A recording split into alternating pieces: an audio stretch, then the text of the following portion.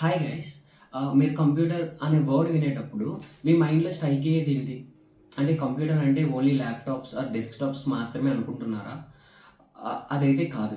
Computers అంటే మీరు use చేసే స్మార్ట్ ఫోన్ అవ్వచ్చు, స్మార్ట్ వాచ్ కానీ, ఏటీఎం మిషన్స్ కానీ, స్మార్ట్ కార్స్ వస్తున్నాయి కదా, సెల్ఫ్ డ్రైవింగ్, ఇవన్నీ కూడా కంప్యూటర్స్కి ఎగ్జాంపుల్స్ అనమాట.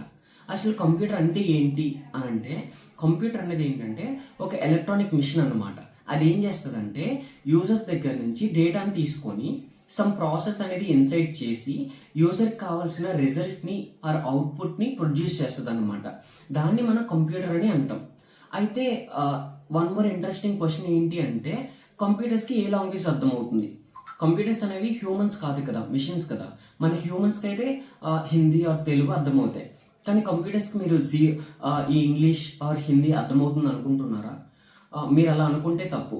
కంప్యూటర్స్కి ఇంగ్లీష్ అండ్ హిందీ తెలుగు అర్థం కావన్నమాట. ఓన్లీ దానికి జీరోస్ అండ్ వన్స్ మాత్రమే అర్థమవుతాయి. ఆ లాంగ్వేజ్ మనం ఏమంటామంటే machine language or binary language అని అంటాం.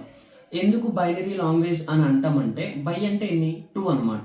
ఓన్లీ కంప్యూటర్కి అర్థమయ్యేవి 0 అండ్ 1 మాత్రమే. సో అందుకే ఆ లాంగ్వేజ్ మనం మిషన్ లాంగ్వేజ్ కాబట్టి మిషన్ లాంగ్వేజ్ అని కూడా అనొచ్చు, ఆర్ బైనరీ లాంగ్వేజ్ అని కూడా అనొచ్చు.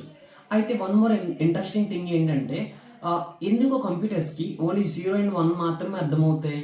ఈ టెక్స్ట్ ఆర్ 2, 3 నంబర్స్ ఎందుకు అర్థం కావు అని అంటే, ఈ కంప్యూటర్స్ ఉన్నాయి కదా, ప్రతి కంప్యూటర్లో కూడా అంటే చాలా చిన్న స్విచ్చెస్ అనేవి ఉంటాయి అనమాట. మిలియన్స్ ఆఫ్ స్విచ్చెస్ అనేవి ఉంటాయి. జనరల్గా మన ఇంట్లో తీసుకుంటే స్విచ్ ఉంది కదా, స్విచ్చెస్ ఉంటాయి కదా, దానికి అయితే 2 స్టేట్స్ మాత్రమే ఉంటాయి. అయితే ఆన్ చేయొచ్చు, లేదంటే ఆఫ్ చేయొచ్చు. ఆన్ అంటే 1 అనమాట, ఆఫ్ అంటే 0. ఈ విధంగా ఆ కంప్యూటర్లో ఉన్న స్విచెస్ 2 స్టేట్స్ మాత్రమే ఐడెంటిఫై చేయగలవు. Only on or off. On means 1, off means 0 అన్నమాట. సో అందుకే కంప్యూటర్స్కి ఓన్లీ జీరోస్ అండ్ వన్స్ మాత్రమే అర్థమవుతాయి. అయితే ఈ రియల్ వరల్డ్ డేటా అంతటినీ కూడా, అంటే మనకి ఇమేజెస్ ఉంటాయి, వీడియోస్ ఉంటాయి, ఆడియోస్ ఉంటాయి, టెక్స్ట్ ఉంటాయి, ఈ అంత డేటాని కూడా కంప్యూటర్స్ జీరోస్ అండ్ వన్స్లోకి ఎలా కన్వర్ట్ చేసుకుంటుంది, లోపల ప్రాసెస్ అనేది ఎలా జరుగుతుంది, ఎలా ఇన్పుట్ తీసుకుంటుంది, ఎలా అవుట్పుట్ అనేది యూజర్కి ఇస్తుంది అనేది నెక్స్ట్ వీడియోలో మనం డిస్కస్ చేద్దాం. Until then keep learning and keep growing.